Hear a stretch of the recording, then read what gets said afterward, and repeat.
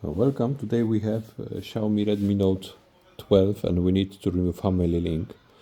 So we need to connect phone in EDL mode, short these two test points and connect phone to the USB cable.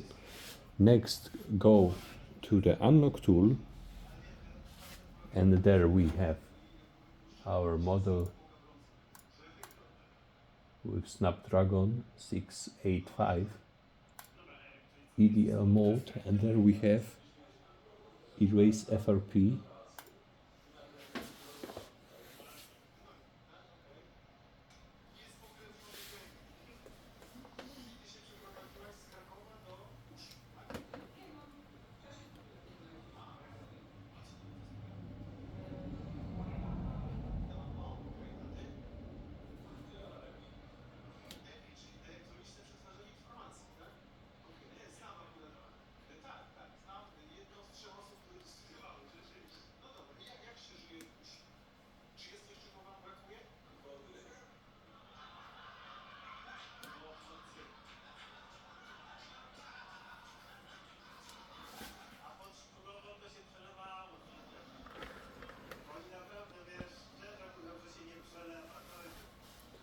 erasing FRP done, rebooting now.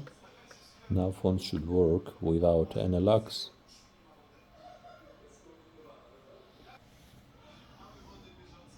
Let's check.